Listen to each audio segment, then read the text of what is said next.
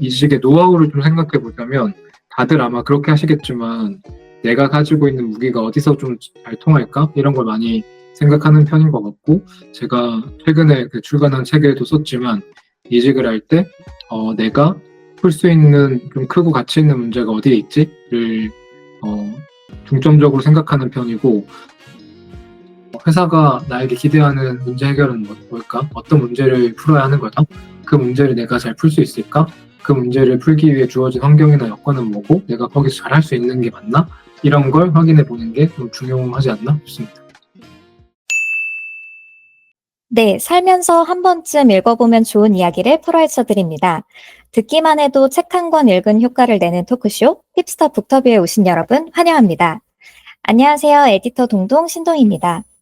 요새 봄을 지나 화창한 여름이 다가오는지 날씨가 너무 좋고 세상이 푸릇푸릇한데요. 그런데 날씨에 비해 출근길에 유난히 발걸음이 무겁거나 침대에서 빠져나오기 싫다는 생각 혹시 한 번쯤 해보셨나요? 이런 생각이 반복되다 보면 내가 회사에서 뭘 하고 있는 건지, 나는 무엇을 위해 일하는지 여러 생각에 빠지게 되는 것 같아요. 그래서 오늘은 그 고민의 해결 방법을 제시해줄 특별한 책을 준비해 봤습니다. 오늘 함께할 책의 저자분은 조금 부끄럽지만 혼자 남모르게 덕질을 하던 분이에요. 제가 몇 년 전 팀장이 되었을 때 팀장으로서의 제 커리어 방향을 어떻게 가져갈지 길을 헤맬 때 한 줄기 빛처럼 나타난 책의 저자님이시기도 했고요. 링크드인에서 늘 많은 인사이트를 주는 분이셔서 항상 뵐 수 있는 날이 오기를 기다렸는데요. 오늘 드디어 이렇게 모시게 되었습니다. 요즘 팀장의 오답노트와 결국 문제를 뚫고 성장하는 사람의 저자 서현직 리더님을 모십니다. 어서 오세요, 리더님. 안녕하세요. 안녕하세요. 오늘 시간 내주셔서 정말 감사합니다. 입니다. 우선 팟캐스트를 듣고 계실 팁스터 구독자분들과 북클럽 참여자 여러분께 인사 말씀 한번 부탁드립니다. 안녕하세요. 저는 서현직이라고 하고요. 지금은 무신사에서 마케팅을 하고 있고, 마케팅을 꽤 오랫동안, 그리고 팀장도 짧지 않은 시간 동안 해오고 있는, 그리고 최근에는 작가로 활동하고 있는 서현직이라고 합니다. 잘 부탁드립니다. 잘 부탁드립니다. 정말 대기업부터 다양한 스타트업까지 정말 다양한 조직에서 일해보신 경험이 있으시잖아요. 이 부분에 대해서 조금 더 설명해 주실 수 있을까요? 네. 저는 15년 정도 마케팅을 했고요. 그 중에 9년 정도는 우연히 팀장이 좀 일찍 돼서, 9년 정도 팀장으로 일을 하고 있습니다. 그래서, 나이나 연차보다는 팀장으로서의 경험도 조금 긴 것 같아요. 처음 일했던 회사는 P&G라는 외국계 기업이었고, 잘 모르시는 분들도 계시겠지만, 여러분들이 들었을 때 다들 한 번쯤은 봤을 그런 생활용품을 만들고 판매하는 일을 하는 회사였고요. 그래서 외국계 기업에서 꽤 오래 일을 했고, 이후로는 스타트업이 너무 궁금해서 토스라던가 샌드박스라던가 마이ル트립이라던가 그리고 지금의 무신사까지 이후로는 쭉 스타트업에서 일을 해오고 있습니다. 정말 많은 분들이 현직님의 커리어 플랜과 그 지금의 회사들을 만나오는 과정의 노하우도 굉장히 궁금한 분들이 많으실 것 같은데요. 약간 이직에 대한 노하우나 커리어에 대한 노하우가 따로 있으실까요? 어, 사실 구체적인 어떤 계획이나 노하우라고 한다면은 사실 뭐 특별한 건 없는 것 같고 최근에 그 우연히 영상을 보다가 이동진 평론가 분이 하셨던 말이 기억이 나는데 그분이 하셨던 말 중에 하루하루는 구체적으로 계획을 가지고 열심히 살지만 큰 틀에서는 큰 계획은 없다라고 하셨던 말이 있는데 그게 되게 와닿더라고요. 저도 큰 틀에서 생각해 보면은 10년 전에, 15년 전에 이렇게 될 거란 걸 생각하고 일을 한 건 아니니까 사실 큰 틀에서 보면은 계획이나 방향성이 뚜렷하지 않았던 건 맞는 것 같고 다만 그렇다고 하루하루를 계획 없이 보내느냐? 전 또 그건 아닌 것 같아서 어, 하루하루 그냥 할 수 있는 일을 열심히 하고 앞으로 1, 2년 정도만 내다보면서 어디서 내가 어디서 어떤 일로 더 많이 기여할 수 있는지를 생각해 보는 게 그냥 개인적인 플랜인 것 같고요. 어, 그리고 이직도 사실 여러 번 하다 보면 깨닫게 되는 게 회사도 되게 유기체처럼 좀 변하더라고요. 그래서 처음 입사했을 때가 좀 다르고 회사가 커지면서 또 좀 바뀌고, 그리고 더 많은 사람들이 조인하면서 또 바뀌고, 이렇게 진화의 과정을 거치는 것 같은데, 그렇게 회사가 진화를 할 때마다 그게 나에게 맞는 변화기도 하고, 아닌 변화기도 하니까, 또 그거에 따라서 자연스럽게 다음 회사를 좀 생각하기도 하고, 그런 식으로 움직이다 보니, 크게는 이제 구체적인 이런 플랜을 가지고 움직였다고 말하기 힘든 것 같고, 이직의 노하우를 좀 생각해 보자면, 다들 아마 그렇게 하시겠지만, 내가 가지고 있는 무기가 어디서 좀 잘 통할까? 이런 걸 많이 생각하는 편인 것 같고, 제가 최근에 그 출간한 책에도 썼지만, 이직을 할 때, 내가 풀 수 있는 좀 크고 가치 있는 문제가 어디에 있지?를, 어, 중점적으로 생각하는 편이고, 그 회사가 풀고 싶어 하는 문제가 있는데, 그게 그 회사 입장에서 나름 크고 중요하고, 그리고 좀 못 푸는 이유가 있는데, 만약에 내가 조금 노력해서 풀어보는 것에 도전할 만한 문제가 있다라는 것을 알게 되면은 그 회사에 관심을 가지고 도전해보는 편인 것 같습니다. 그래서 회사가 원하는 문제 해결의 경험을 키우고 그걸 가지고 다른 또 더 큰 문제를 풀 수 있는 회사를 찾고 이런 식으로 이직을 해왔는데 이게 뭐 노하우라면 노하우일 것 같네요. 맞아요. 지금 말씀해주신 내용을 사실 책을 읽어보신 분들은 아시겠지만 그 경험담이 이제 담긴 책이잖아요. 이번에 출간하신 책이. 네네. 그래서 그 내용을 잠시 후에 이제 저희가 본격적으로 뜯어볼 텐데, 어, 책을 소개하기 앞서서, 개인적으로 직장인 성장 커뮤니티인 프리무버스 클럽도 직접 운영 중이시더라고요. 네. 이 클럽은 혹시 어떤 분들이 모여서 무슨 활동을 하는지도 좀 소개해 주실 수 있을까요? 일단 최근에는 너무 제가 바쁘고 정신이 없어가지고 거의 운영을 제대로 못하고 있는데 클럽은 처음에 시작은 이직을 좀 더 도와주고 싶다. 왜냐면 저도 이제 면접을 보고 사람을 채용하는 입장이다 보니까 그렇게 채용 과정에 직접 참여를 해보면 면접에서 만나는 분들이 정말 많고 뭔가 가능성이 있거나 이렇게 충분히 이렇게 좋은 분이신 것 같은데 면접 준비나 이직 준비가 잘 안 돼서 그걸 충분히 잘 못 보여주시는 분들이 되게 많고 그래서 이직에 실패하시는 분들이 되게 안타깝더라고요. 그래서 지금까지 내가 이직했던 경험, 그리고 실제로 내가 팀장으로 사람들을 채용을 했던 경험을 바탕으로 좀 쉽게, 그러니까 뭐, 이직을 좀 더 도와줄 수 있는 그런 컨텐츠를 만들 수 있지 않을까라는 생각으로 그 프리무버스 클럽이란 걸 만들고 뉴스레터를 발행을 하기 시작했었고요. 그래서 내가 경험했던 뭐 이직에서의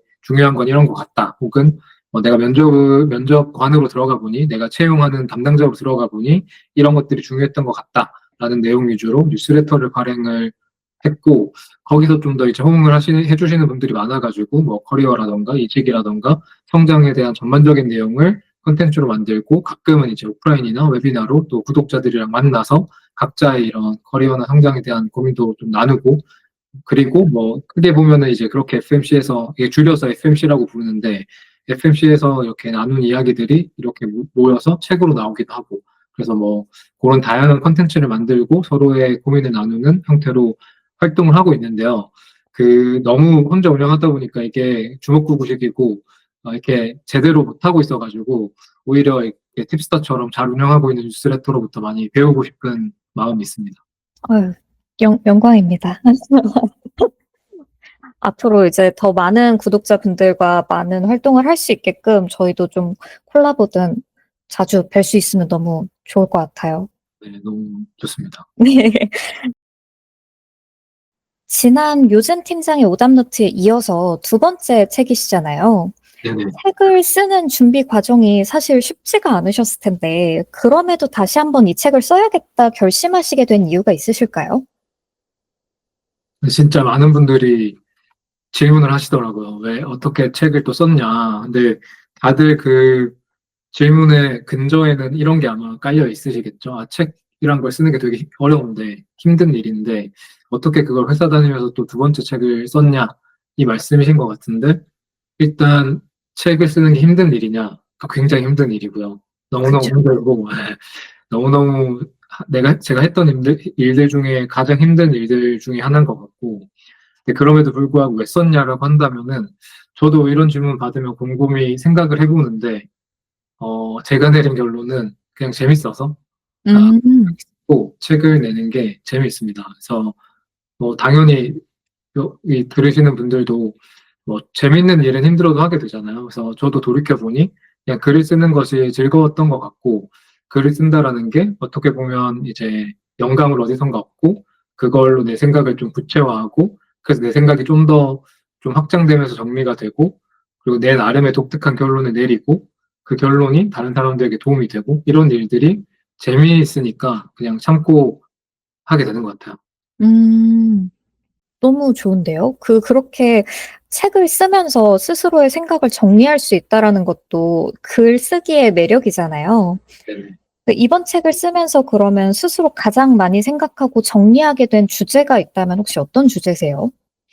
어, 주제라고 하면 그냥 큰 틀에서 보면 이제 성장에 대한 질문인 것 같고, 근데 제가 책을 쓰면서 좀 주안점을 주려고 했던 거는 정의 내리기입니다. 그러니까 저도 성장에 관련된 이야기를 정말 저희 회사의 팀원들이나 혹은 뭐 동료들이나 그리고 이제 FMC나 다른 이런 활동들을 통해서 만나는 수많은 직장인분들의 얘기를 들어보면 정의가 제각각이다라는 생각을 되게 많이 하게 됩니다. 그러니까 성장에 대한 정의도 혹은 뭐 커리어에 대한 정의도 이제 다들 제각각으로 정의하고 계시더라고요.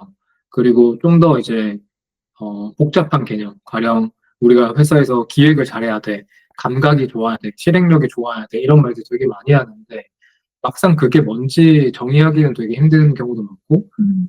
모자르다, 자쁘다, 물경력이다, 이런 이제 성장의 반대에 있는 약간 걱정되는 그런 개념들도 막상 불안과 두려움으로 다가오지만 고민해보면, 그게 뭐지? 그게 구체적으로 어떤 거지? 이렇게 정의가 잘 안 돼 있는 경우가 많은 것 같은데, 저는 정의를 내릴 수 없으면 배우거나 실천하기도 되게 힘들다고 생각을 합니다. 그래서 저는 어떤 내가 막연하고 어렵고 두렵고 이런 추상적인 일을 할수록 그게 구체적으로 뭔지, 어떤 걸 의미하는지 단순하고 실용적으로 정의하는 게 가장 중요하다고 생각을 하는데요. 그래서 이번 책을 쓸 때는 우리가 막연히 어렵고 힘들다고 생각했던 그 개념들이 실체가 뭐지? 어떻게 단순하게 정의 내릴 수 있지? 그 정의를 기반으로 우리는 구체적으로 어떤 걸 할 수가 있지? 이런 좀 구체적이고 실용적인 생각을 많이 하려고 했어요. 그래서 그 자기계발서로 분류가 되었는데요. 제 생각에는 뭐 자기계발서보다는 조금 더 실용적이고 실무적이고 당장 할 수 있는 구체적인 얘기들이 많아서 좀 실무 혹은 뭐 현장에서의 현실에서의 지침서 정도로 생각해 주셔도 좋을 것 같습니다. 음.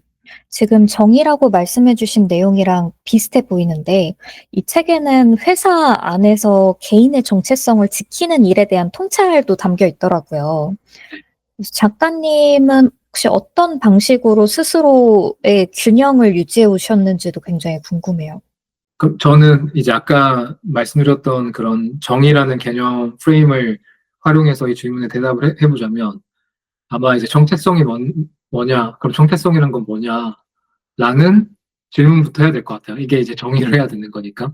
그럼 사람들이, 내 정체성은 뭐지? 정체성이란 게 뭐지? 이렇게 생각할 때 막연히 생각하기보다는 실제로 정체성이 어떤 의미인지를 구체적으로 정의 내려보는 게 중요할 것 같긴 한데, 모르겠습니다. 여러 가지 방식으로 정체성을 정의할 수 있겠지만, 제가 생각했을 때 정체성의 한 커플을 벗겨보면 그 안에는 가치라는 게 있다고 저는 생각을 하거든요.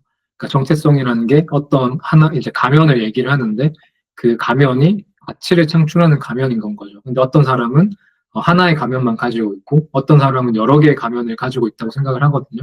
가령 저 같은 경우에 책을 쓰고 작가가 되기 전에는 회사에서만 가치를 창출했던 회사원이라는 가면을 가지고 있었는데 가령 그러면은 회사에서 풀고자 하는 문제를 내가 나의 역량과 경험으로 풀 수 있고, 그게 회사가 추구하고자 하는 그런 가치 창출에 기여를 하는 거라면, 나의 그 가치를 인정받아서 내 가면이 유효한 정체성이 되는 것 같고, 근데 회사를 나와서, 책을 쓰고, 그 책이 어떤 사람들에게 도움을 주고, 그 도움의 대가로 사람들이 또 기꺼이 나에게 그 책값을 지불하고, 이런 것들도 가치 창출의 과정이다 보니까 작가라는 정체성이 만들어지고, 근데 이제 꼭 이런 가치라는 게 금전적인 것만 있는 건 아니니까 누군가는 뭐 아빠로 가치를 만들어내기도 하고 누군가는 아들로서 누군가는 뭐 남편으로서 이렇게 가치를 창출하면서 정체성을 만든다고 생각을 하고 당연히 저는 이런 정체성이 많으면 좋다고 생각합니다. 그러니까 어떤 사람들은 그게 이제 많으면은 균형 유지하는 게 힘들 않냐라고 생각하실 것 같은데, 저는 개인적으로 가면이 되게 쉽게 깨질 수 있기 때문에 여러 음, 개가 있는 게 안전하다고 생각하거든요. 가령 나에게 이제 회사원으로서의 가면밖에 없으면 회사에서 뭐 팀장님한테 깨주고 대표님한테 깨주고 내가 회사원으로서 제대로 된 가치를 창출하지 못하는 것 같아라고 하면 그 가면이 흡사 이제 없어져 버릴 것 같아서 되게 불안하잖아요. 근데 회사에서 내가 일을 좀 못하더라도 좀 깨지더라도 욕을 먹더라도 나와서 작가의 가면을 쓰면은 또 많은 사람들이 날 찾아주고 또 집에 가서 또 좋은 아빠, 좋은 남편의 가면을 쓰면 또 그 나름대로 가치를 인정받을 수 있다면 훨씬 더 삶의 균형에 도움이 된다고 생각을 하거든요. 그래서 우리가 가진 가면 하나하나가 되게 연약하고 쉽게 부서질 수 있다 보니까 여러 가면을 가지고 있는 게 좀 좋지 않나라는 생각입니다. 음, 여러 개의 정체성을 소위 이제 잘 스위치해가면서 그때그때 필요한 가면을 꺼낸다라고 이해하면 되겠네요. 그렇습니다. 그러면 독자들이 책을 시작하기에 앞서서 이 점은 유념하고 보면 좋겠다 하는 점이 있으신가요? 이것도 결국 정의에 대한 질문으로 돌아가는 것 같은데, 뭐, 책에 나오는 다양한 그 개념들을 제 생각과 제 경험을 기반으로 정의를 내렸는데, 그게 뭐 정답은 아니라고 생각합니다. 각자의 경험과 관점과 생각에 따라서 정의는 각자가 내릴 수 있는 거니까요. 경력이 뭔지, 성장이 뭔지, 뭐, 일잘러가 어떤 사람인 건지, 이런 것들은 다 각자 정의 내리기 나름이니까, 책을 보고 제가 내린 정의를 그대로 수용해 주셔도 너무 좋지만, 책을 보고 이런 방식으로 나만의 정의를 한번 내려보면 좋겠다라는 생각을 해주셔도 좋을 것 같습니다. 그러면 이제 본격적으로 책을 한번 뜯어보려고 하는데요. 1부는 우리가 커리어를 뜯어보고 만들어가는 과정에 앞서서 나의 가능성을 알아차리고 계속 말씀해주신 정의를 내려가는 과정을 알아보는 챕터예요.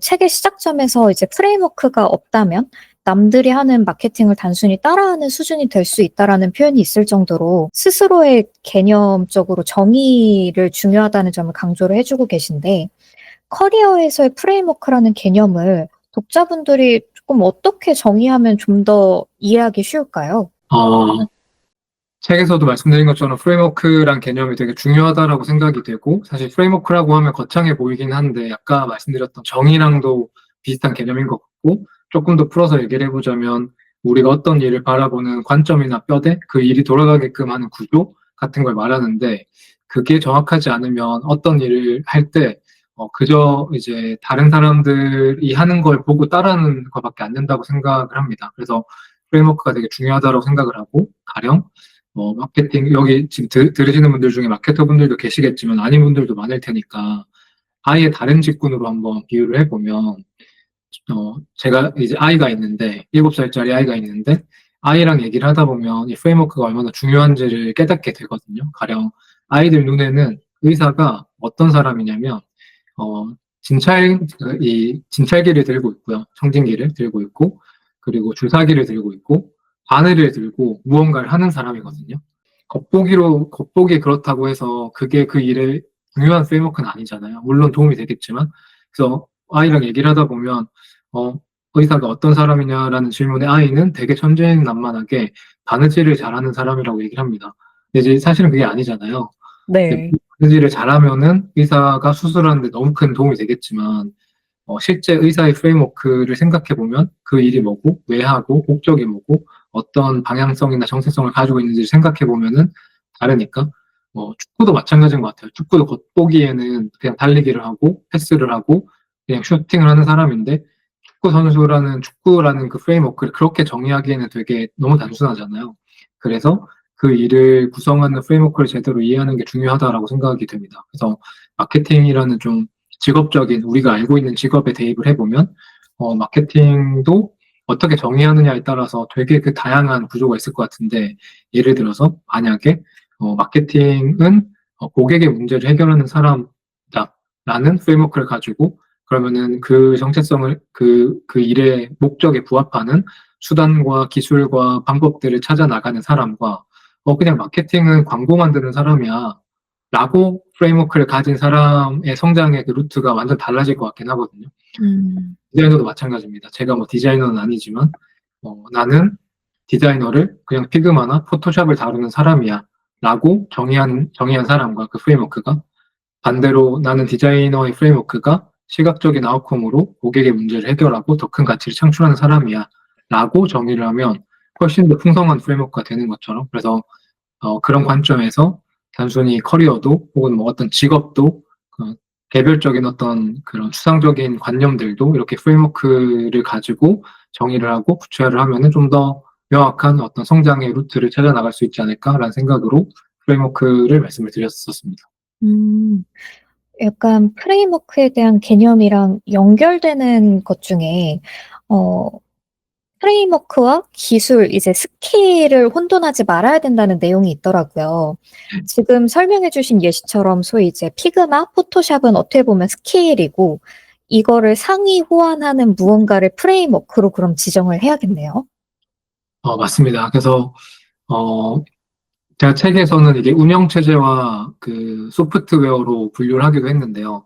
그러니까 예를 들면 뭐 소프트웨어라고 하면 뭐 스마트폰으로 치면 이제 앱이라고 어플리케이션이라고 생각을 해보면 어, 파워포인트라던가 엑셀 같은 소프트웨어가 개별적으로 되게 좋은 툴이고 우리에게 되게 큰 효용과 효율성을 주지만 이게 어떤 식으로 동작할지는 전체 그 OS라고 해야 될까요? 이 컴퓨터를 운영하는 이 운영 체제에 따라서 완전 달라질 거잖아요. 그래서 뭐 그런 관점으로 생각해봐도 좋을 것 같습니다. 혹은 제가 책에서도 소개했고 이미 너무나 많은 분들이 알고 계신 개념이겠지만 그 사이먼 시넥이라는 작가가 또 강조한 골든 서클이라는 개념을 보면 사람이 하는 일들은 모두 다 why와 how와 what이라는 동심원의 구조로 이해를 할 수 있는데 그중에 우리한테 중요한 건 좀 더 안에 있는 동심원인 why에 가깝고 좋은 why를 정한다면 그 why가 how와 what을 정할 수 있을 거다라는 개념이 있는데 뭐 프레임워크도 비슷한 개념인 것 같아요. 가장 겉에 있어서 좀 겉으로 보이는 부분이 기술이나 수단이라고 한다면은 그 일을 어떤 목적으로, 어떤 방법으로 활용할지에 대한 게 그 프레임워크가 규정해주는 형태인 것 같아서 아까 의사의 예로 든다면 바느질이라던가 주사를 잘 놓는다라는 어떤 행위가 가장 동심원의 바깥쪽에 있는 수단이 될 것 같고, 그럼 그걸 왜 할 거냐? 그 왜 할 거냐를 찾아야 되는 이유는 그걸 잘한다라는 것에 기준을 잡거나 그게 왜 필요한지를 알아야 더 잘 활용할 수 있을 테니까. 그래서 이런 전반적인 동심원의 구조를 파악하는 게 프레임워크라고 볼 수도 있을 것 같습니다. 그렇다면 이제 현직님 커리어상 큰 맥락의 프레임워크는 어떤 것이고 그런 생각을 갖게 된 계기나 영향을 준 무언가가 혹시 있으실까요? 일단 말씀드린 것처럼 프레임워크를 생각할 때 그 일의 본질이나 정의가 뭔지를 단순하게 생각해 보려고 하는 편인데요. 저는 책에서도 설명드렸지만 커리어 혹은 뭐 경력을 문제 해결의 역사라고 정의를 하거든요. 그러면 제가 가지고 있는 이 경력 혹은 커리어 개발의 프레임워크는 내가 가지고 있는 문제 해결의 역사를 풍성하게 하는 방향으로 아마 생각을 하겠죠. 실제로 저는 그렇게 생각을 하고 있고, 그래서 어떻게 하면 나는 더 큰 문제를 해결할 수 있고, 어떻게 하면 나는 더 큰, 혹은 더 뾰족한, 혹은 더 유니크한 문제를 해결할 수 있는 사람이고, 그럼 내가 풀 수 있는 문제는 어디에 있고, 나는 이걸 위해서 어떤 역량이 있고, 혹은 내가 지금 좀 부족한 게 있다면 어떤 역량을 더 키워야 되고, 이런 것들이 전반적인 문제 해결, 그로 인해서 나의 커리어나 경력의 가치가 더 커지는 방향으로 생각을 하는 게 제가 가지고 있는 큰 맥락의 커리어의 프레임워크라고 생각을 하고요. 그래서 아까도 말씀드린 것처럼 이직을 하거나 어떤 일을 선택할 때 있어서 이게 지금 내가 더 큰 문제를 해결하는 방식이 맞나? 혹은 내가 더 큰 내가 더 큰 문제를 해결하기 위해서는 어떤 선택을 해야 될지라는 관점에서 고민을 많이 하는 것 같고요.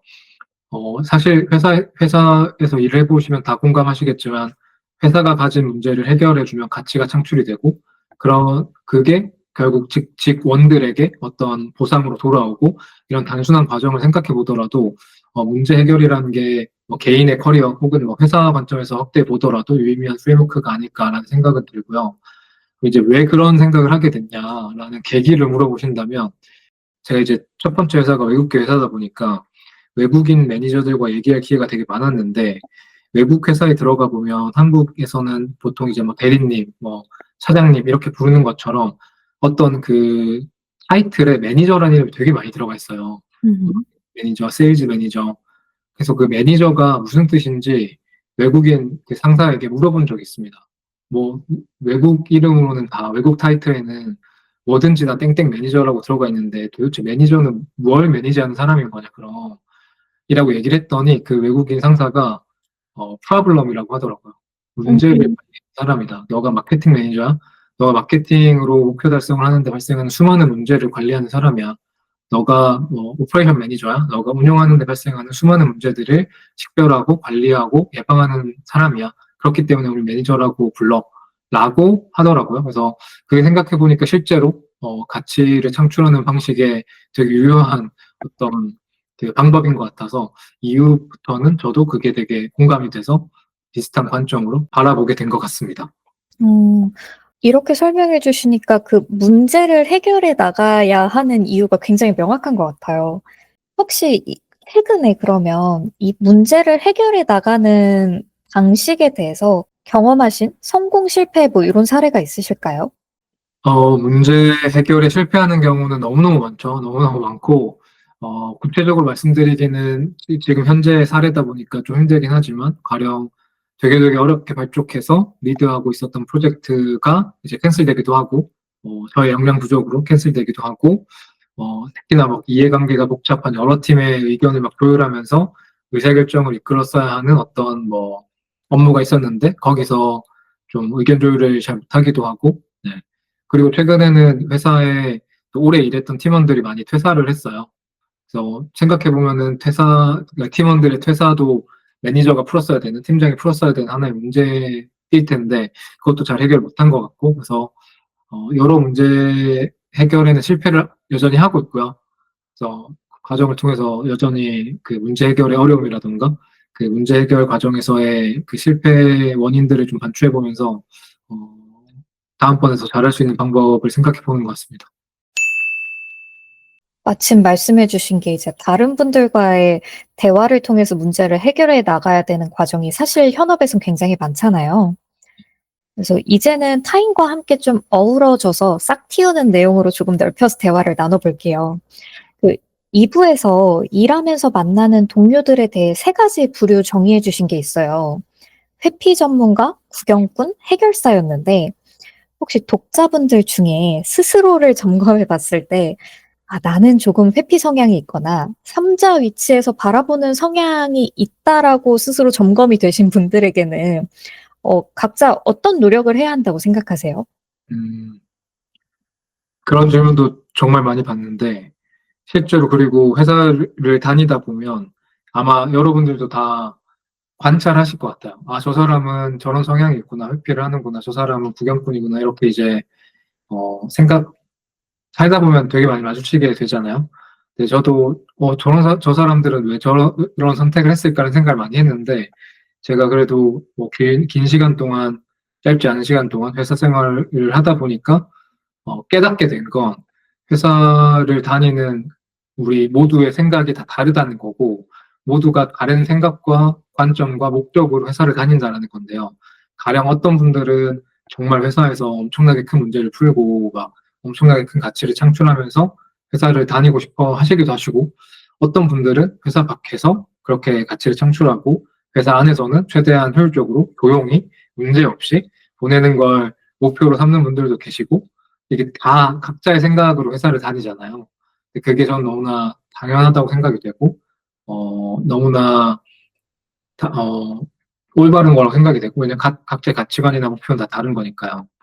그래서 만약에 스스로 선택을 했다면, 내가 회피 전문가가 되는데, 구경꾼이 되는 것에 스스로 내가 결정을 한 거라면, 사실 변화의 여지가 크지는 않다고 생각합니다. 말씀드린 것처럼 각자의 목표가 있으니까요. 회사 생활을 하는 데 있어서. 근데 만약에 내가 스스로 선택하지 않았지만, 내가 지금 이렇게 되고 있는 게 아닌가라는 좀 걱정이 드신다면 몇 가지를 해볼 수 있을 것 같긴 한데, 일단 좀 회피 성향이 있는 분들이라고 한다면, 저는, 실패를 회고하는 방법이나 피드백하는 문화를 좀 되돌아보면 좋겠다는 생각을 많이 합니다. 그러니까, 은연중에 내가 풀어야 하는 문제를 직시하지 못하는 이유가 어떻게 보면 이제 과거에 누적된 어떤 실패에 대한 어떤 부정적인 경험이라던가 혹은 내가 그렇게 행동할 수 있게끔 받았어야 되는, 응당 그렇게 받았어야 되는 피드백을 잘 수용하지 못해서 그랬을 수도 있을 것 같긴 하거든요. 그래서 내가 만약에 회피 성향이 좀 보인다라고 한다면은, 내가 최근에 실패에 대한 회고를 어떻게 했지? 내가 냉정하게 실패에 대한 회고를 했나? 그리고 이 실패를 통해서 뭔가 배움을 얻었나? 혹은 내 과정에서 되게 제일 좋은 피드백을 충분히 받은 게 맞나? 내가 피드백을 못 받았다면 어떤 부분에서 피드백을 받았어야 되지? 이런 것들을 좀 생각해 보는 것도 도움이 될 것 같고, 스스로 좀 관망하는 그런 자세가 은연중에 좀 배어 있는 분이라고 하면 누군가가 손을 들고 문제를 풀어야 할 때 그냥 과감하게 손을 한번 들어보는 것도 전 도움이 된다고 생각을 합니다. 그래서 좀 다들 손을 들지 못하고 눈치를 본다는 상황 자체가 어떻게 보면 문제가 좀 힘들고 뭐 애매하고 어렵고 그런 문제인 경우에 보통 그런 상황이 발생하니 다른 사람들처럼 건망하고 싶지 않다면 한번 좀 어렵더라도 도움이 필요하더라도 과감하게 손을 들고 도전을 해보고 그 과정에서 필요한 도움들, 가령 팀장님 내가 이거 되게 어려운 일인 거 알고 있고 경험이 없어서 불안하긴 하지만 뭐할 사람이 없으니까 내가 한번 도전을 해보고 싶다. 이 과정에서 나는 이런 걸 경험해보고 싶고 이런 걸 배울 수 있을 거라고 생각한다. 그리고 내가 가지고 있는 역량이나 경험을 봤을 때 이런 것들은 바로 할 수 있을 것 같은데 이런 부분은 내가 도움을 좀 받고 싶다. 도움을 줄 수 있겠냐? 라고 얘기를 한다면 당연히 상사나 사수분들이 도와줄 테니 관망하는 성향이 있다고 한다면 과감하게 손을 들고 무언가에 도전해보는 경험을 한번 해보는 것도 도움이 되지 않을까라고 생각하고. 전 되게 새로운 인식은 어떻게 보면 말씀해주신 것처럼 커리어에 대한 정의가 각각이 다를 거잖아요. 각각의 개인이. 그래서 그 부분에 대해서 어떻게 보면 좀 인정을 하고 내 스스로의 목표에 따라서 이 플랜을 짜는 게 좀 더 맞다라는 조언을 해주신 것 같은데, 책에 명시하신 것처럼 뭔가 문제를 해결하고자 하는 것을 목표인 분들은 지향해야 할 문제 해결사의 네 가지 대표적인 특징을 또 설명을 해주시잖아요. 이 네 가지 중에 뭐 프로젝트 매니저로서 혹은 리더로서 가장 중요한 특징이 있다면 어떤 거라고 생각하세요? 어, 저는 이런 질문에 대한 답을 스스로 우리가 생각해 볼 때도, 그러면 PM과 리더의 정의가 뭐고, 그 사람들한테 중요한 건 뭐지? 이런 걸 한번 생각해 보면 도움이 된다고 생각하는데요. 프로젝트를 리드하는 어떤 매니저나 혹은 팀을 리드하는 사람이 무슨 일을 하는지를 생각해 보면, 본질은 협업을 관리하는 일이잖아요. 프로젝트라는 게 혼자 하는 일을 물론 그렇게 부를 수도 있긴 하지만, 일반적으로 회사에서의 PM이라 함은 여러 기능, 다기능의 조직을 되게 통합적으로 협업을 이끌어야 될 때 PM이 필요하고, 팀장 같은 경우도, 리더 같은 경우도 혼자서는 풀기 힘든 어려운 문제를 여러 명이 이제 동참해서 풀어야 될 때 보통 이제 팀이 만들어지고 팀장이란 게 역할이 생기다 보니까 그런 분들이 하는 일은 결국 여러 사람들의 리소스를 흡사 한 몸인 것처럼 관리를 해가지고 혼자서는 풀기 힘든 되게 큰 문제나 통섭적인 문제를 해결하는 일을 한다라고 정의를 해보면 제가 제안했던 네 가지 특징들 중에는 그 같이 해야 되는 일의 방향성을 설정하고 같이 움직이는 이 실행을 관리하는 역할이 중요하다고 생각을 하는데요. 그렇게 보면은 제가 제안했던 네 가지 그 특징들 중에 어떻게 문제의 원천으로 갈 수 있을까라는 게 있는데 이게 원인 파악을 위한 거고 명확하게 원인 파악이 돼야 같이 움직이는 이 팀의 일에서 방향성을 잘 설정할 수 있다 보니까 정확한 원인 파악을 통해서 방향성을 잡기 위해서 어떻게 문제의 원천으로 갈 수 있을까라는 게 하나의 중요한 부분인 것 같고 그리고 실행안을 또 도출하고 잘 관리를 하려면 제가 던졌던 특징 중에 하나인 어떻게 적은 비용과 위험으로 내가 가지고 있는 가설을 검증할 수 있을까? 이런 되게 애자일하고 실행적인 마인드가 또 PM이나 팀장분들에게 중요할 거라고 생각을 합니다. 지금 설명해 주셨던 그 정의처럼 뭔가 문제를 해결하기 위해서는 사실 여러 사람들의 힘이 필요하잖아요. 네. 근데 최근에 저는 그런 분들 굉장히 많이 만나는데, 어, 간혹 혼자 일은 너무 잘하시는데, 다른 동료와의 그 일을 부탁을 하거나 함께 해나가는 방법이 아직은 좀 어색하신 분들이 꽤나 많으시더라고요. 이런 분들께 혹시 해주실 수 있는 조언이 있으실까요? 어, 아마 최근에 많은 분들이 이런 얘기를 하시겠지만 저는 혼자 하는 일의 대부분은, 상당 부분은 앞으로 AI가 대체할 거라고 생각합니다. 혼자 할 수 있는 일이라는 게 사실 다양한 기능이 필요하지 않고, 그러니까 혼자서도 할 수 있는 양과 역량과 기능을 내포하고 있다라는 말이다 보니까, 혼자서 풀 수 있는 문제와 그를 위해 필요한 역량이나 기술은 AI가 쉽게 대체할 수 있지 않을까? 혹은 뭐 더 잘할 수 있지 않을까?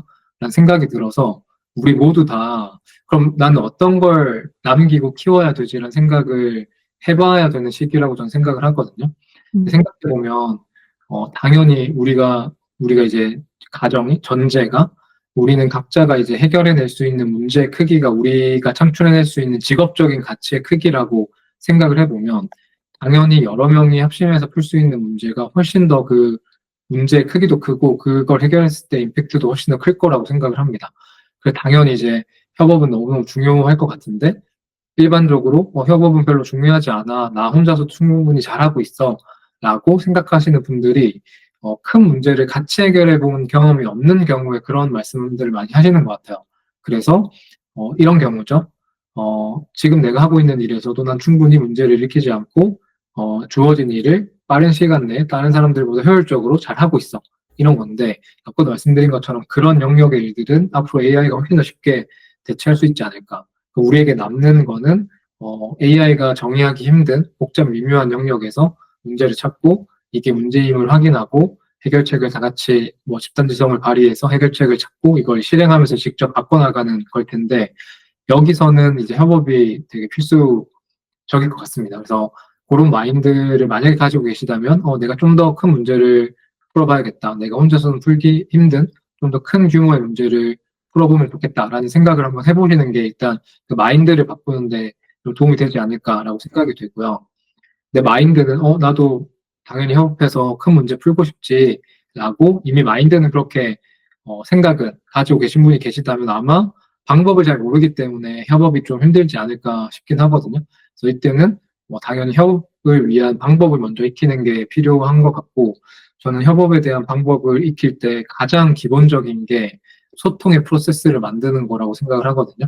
결국 협업이란 게 우리가 텔레파시로 막 이렇게 의사결정을 하고 정보를 나눌 게 아니면 무조건 의사소통을 할 수밖에 없는데, 그럼 결국 협업은 의사소통을 통해서 다양한 사람들의 이런 지적인 능력을 활용해서 더 나은 결론을 내고 결과물을 만들어가는 것이라고 우리가 또 정의를 해보면, 결국 우리에게 필요한 건 소통을 잘할 수 있는 프로세스인 거고, 그럼 누가 언제 어떻게 모여서 어떤 방식으로 어떤 의사결정을 하고 어떤 정보를 소통하게 할 거냐, 어떤 정보가 흐르게 할 거냐와 같은 이런 협업의 소통의 프로세스를 미리 정하는 것만으로도 협업이 되게 수월해지는 경우가 많아서, 내가 협업은 잘해보고 싶은데 구체적인 방법을 잘 몰라서 어렵다라는 분이 계신다면 협업을 하기 전에 먼저 협업에 참여하는 사람들과 어떻게 협업 그리고 소통을 할지 그 프로세스를 만드는 걸 먼저 해보시면 비교적 쉽게 협업을 시도해볼 수 있지 않을까 싶습니다.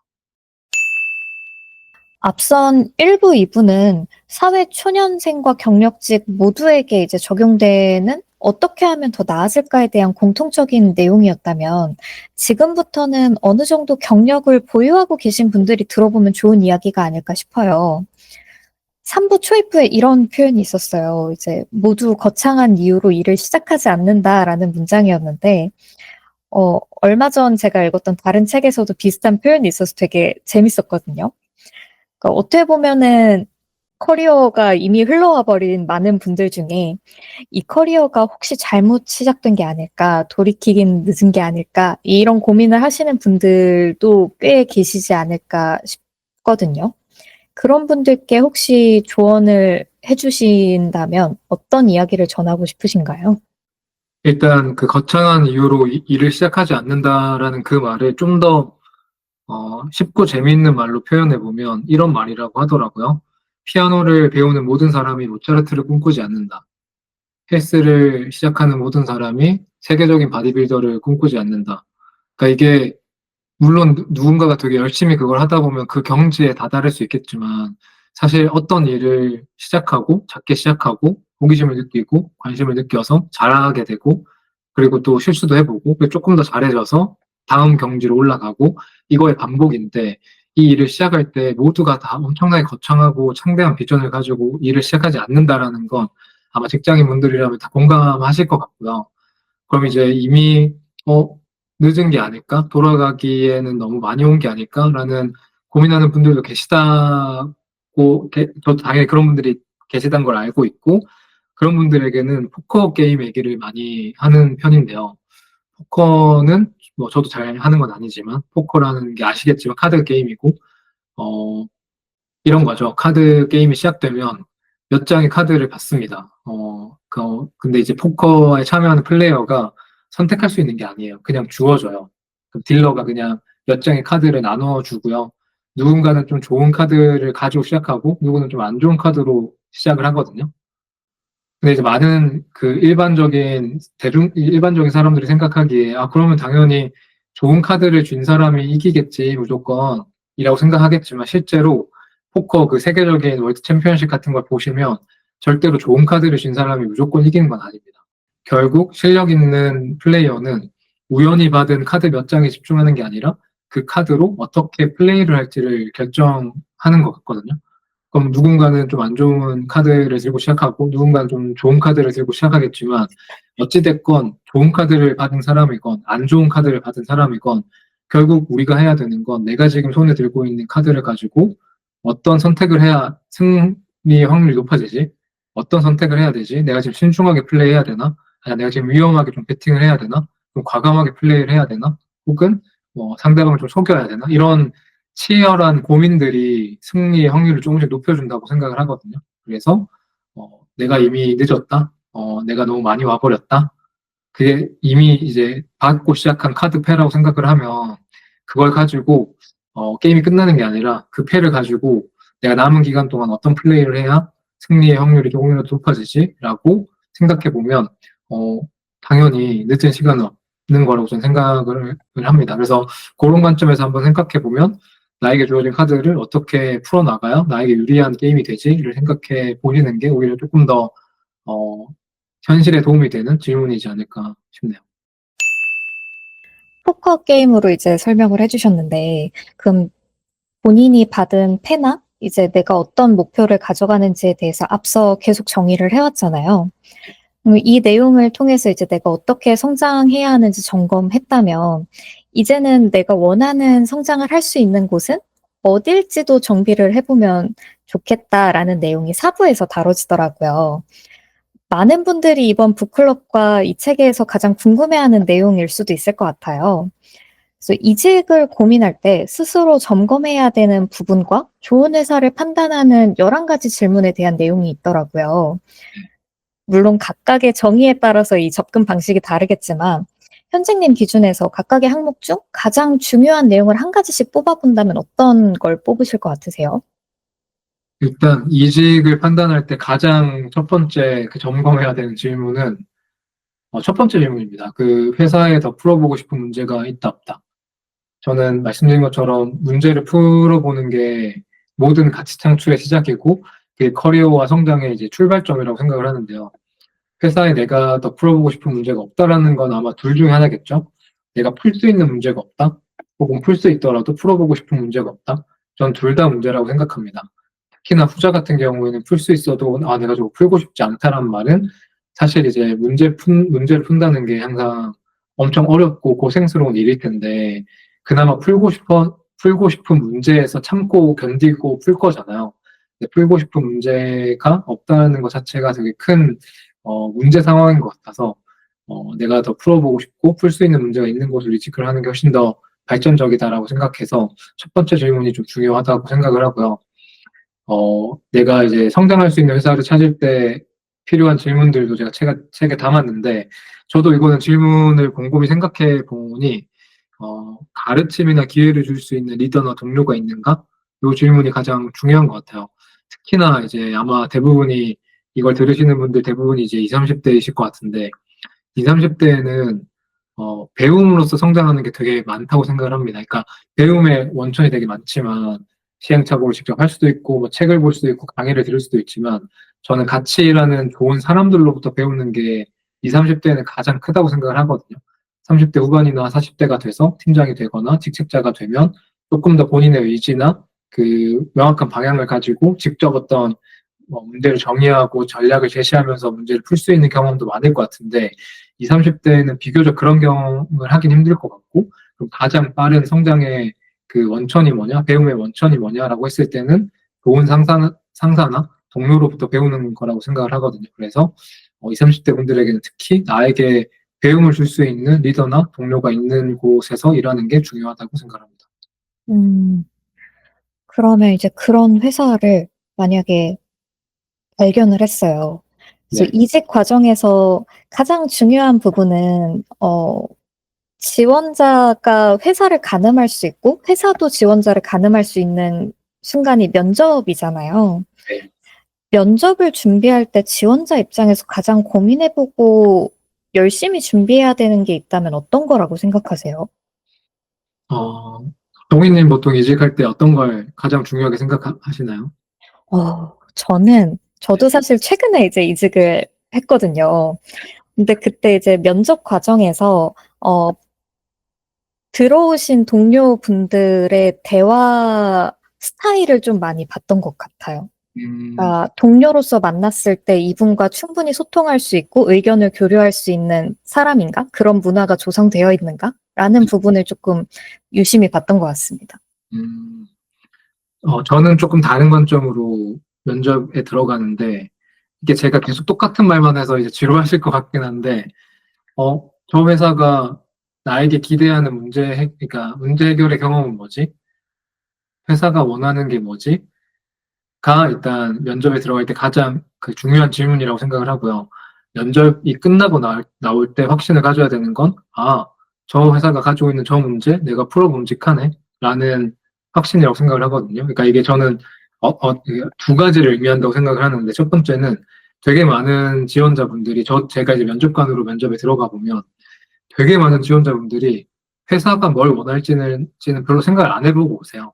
음, 자기가 뭘 잘하는지를 생각은 다들 많이 하시는 것 같고, 회사가 어떤 문제를 그러니까 회사가 나에게 어떤 문제를 기대할까, 어떤 문제 해결을 기대할까는 생각을 많이 안 해보시는 경우가 많거든요. 저는 근데 이거를 열쇠와 자물쇠로 비유를 많이 하는데, 사람들이 각자가 이제 자기가 가진 열쇠만 많이 생각하는 것 같아요. 내 장점은 이거고, 내가 가진 역량은 이거고, 내가 가진 기술과 자격증은 이거고, 근데 이제 열쇠만 가지고는 안 되잖아요. 근데 그 열쇠가 자물쇠에 안 맞으면 사실 의미가 없는 건데, 자물쇠가 회사가 바라는 것, 회사가 기대하는 거라고 한다면은, 내가 지금 가지고 있는 이 열쇠로 어떤 자물쇠를 풀 수 있지? 지금 저 회사가 나에게 기대하는 자물쇠가 그게 맞나? 인 거를 확인을 해야 면접 과정에서 회사도 확신을 가지고 지원자도 확신을 가질 텐데, 그게 없다 보니까 면접관으로 들어갔을 때, 자기 강점에 대한 어필은 굉장히 많이 하시지만, 저거는 우리 회사에 지금 당장 풀어야 되는 문제랑은 크게 상관이 없는데, 딱 맞지 않는데, 도움이 안 될 것 같은데, 라는 얘기를 많이 듣게 돼서, 지원하시는 분들 입장에서, 회사가 나에게 기대하는 문제 해결은 뭘까? 어떤 문제를 풀어야 하는 거다? 그 문제를 내가 잘 풀 수 있을까? 그 문제를 풀기 위해 주어진 환경이나 여건은 뭐고, 내가 거기서 잘할 수 있는 게 맞나? 이런 걸 확인해 보는 게 좀 중요하지 않나 싶습니다. 음, 그렇다면은 그 회사가 소위 나에게 기대하는 풀 법한 문제를 알아보는 과정은 혹시 어떻게 준비를 하세요? 저는 사실 답이 다 대부분 나와 있다고 생각을 하는데요. 채용 공고를 자세히 보면 대부분이 다 나와 있다고 생각을 합니다. 물론 일부 채용 공고의 경우 그냥 정말 단순히 해야 되는 일만 나열한 경우가 많아서 파악하기 힘든 경우도 있는데 요즘은 다들 이 채용의 중요성을 너무 많이 인지하고 계시다 보니까 채용 공고를 굉장히 심혈을 기울여서 쓰시잖아요. 그래서 채용 공고를 잘 읽어보면 회사가 처한 문제나 지금 어떤 문제를 풀어줄 사람을 찾고 있는지를 알 수 있다고 생각을 할 수 있을 것 같고, 어, 요즘 커피챗도 많이 하시죠. 그러니까 커피챗이라는 문화가 되게 활성화되어 있는데, 저는 커피챗을 제대로 활용하는 방법은 지금 저 회사가 어떤 문제를 풀려고 하는지를 내부인의 이야기를 통해 더 어, 정확하게 듣는 것이라고 생각을 합니다. 근데 막상 커피챗을 해보면, 저도 커피챗에 요청을 주시는 분들이 많아서 커피챗을 응해보면, 외부에서도 너무나 쉽게 알 수 있는 단순한 정보를 물어보는 경우가 되게 많아요. 저는 내부인을 만날 수 있는 커피챗의 기회가 있다면 지금 그 팀이 풀고자 하는 문제가 뭐고 그 문제를 풀기 위해 어떤 게 필요하다고 생각이 되고 그걸 가지고 있는 사람은 어떤 사람으로 정의를 하는지 이런 외부에서 판단하기 힘든 내부에 되게 귀한 정보들을 파악하는 데 써야 되는 것 같은데 그렇지 않은 분들이 많더라고요. 그래서 일단 채용 공고를 잘 살펴보고 채용 공고를 통해 파악하기 힘들 게 있다고 하면 내부인과의 커피챗을 최대한 활용해서 확인해 보는 게 가장 중요하고 또 면접 과정에서도 직접적인 그 질문을 통해서 어떤 문제를 풀고 있는지 어떤 걸 기대하는지를 구체적으로 물어보는 게 필요하다고 생각됩니다. 이제 훑어본 책에 대한 내용을 정리해 보려고 하는데요. 작성해 주신 내용 중에 딱 하나의 대표 문장을 꼽아 이 책을 소개한다면 어떤 문장을 고르실 것 같으세요? 어, 아마 가장 첫 그 도입부에 나오는 말일 텐데 컨텐츠를 보다가 우연히 듣게 된 말인데 우리가 되게 힘들고 깜깜하고 뭔가 망했다고 생각될 때, 그러니까 어둠 속에 있다고 생각이 들 때 우리는 사실 묻혀 있는 게 아니라 심겨져 있는 거다라는 말을 들은 적이 있거든요. 근데 실제로 그게 되게 많이 도움이 됐어요. 위안이 됐고 나도 항상 뭐 실패하고, 실패의 경험 너무 많죠. 프로젝트가 실패하기도 하고, 일이 실패하기도 하고, 이직에 실패하기도 하고, 뭐 여러 승진에 실패하기도 하고, 실패란 게 너무 많은데, 그럴 때마다 항상 뭔가 답답하고, 뭔가 끝인 것 같고, 묻혀 있다라고 생각했는데, 그게 심겨져서 뭔가 자라기를 기다리고 있는 어떤 그 순간이다. 그래서 실패의 경험들, 어려움들이 다 소중한 문제 해결, 뭐 실패하더라도 그 실패 경험이 자양분이 돼서 성장할 수 있다라는 의미로 받아들여져서 되게 와닿았었는데요. 이건 TMI이긴 하지만 책 제목을 그래서 심겨져 있다라는 의미의 플랜티드로 할까 끝까지 고민을 하다가 이게 뜻이 너무, 어, 간접적인 것 같아서 그냥 바꿨거든요. 그래서 책 제목을 플랜티드로 생각할 정도로 되게 중요한 문장인 것 같아서 이 문장을 말씀을 드리고 싶었습니다. 음, 그 책 제목이었어도 굉장히 소설처럼 재밌게 읽었을 것 같아요. 이것도 여담이긴 하지만 책 제목은 작가의 어떤 결정보다 출판사분들의 그 의견이 더 많이 들어가는 부분이다 보니까 네, 그렇게 됐네요. 한편으론 조금 아쉬우시겠어요? 네, 지금 제목도 마음에 듭니다. 아우, 너무 다행이네요. 마지막으로 이제 팁스터 구독자분들과 북클럽 모기 참여자분들께 마지막 한마디 해주실 수 있을까요? 아까도 말씀드렸지만 책에 있는 게 한 10년, 15년 정도 일한 사람이 얻을 수 있는 수준의 어떤 경험이자 관점이다. 라고 생각해 주시면 좋을 것 같고, 각자가 가지고 있는 그런 경험과 관점을 더해가지고, 아까도 말씀드린 것처럼 본인만의 정의를 한번 여러 개념들에 내려보고, 그걸 바탕으로 구체적으로 각자가 할 수 있는 실무적인, 실용적인 행동들을 생각해 보면 좋겠다라는 생각이 들어서 이 책을 뭐 그렇게 각자의 정의를 내려보고 관점을 고민해보는 시간에 활용하시면 좋을 것 같습니다. 네.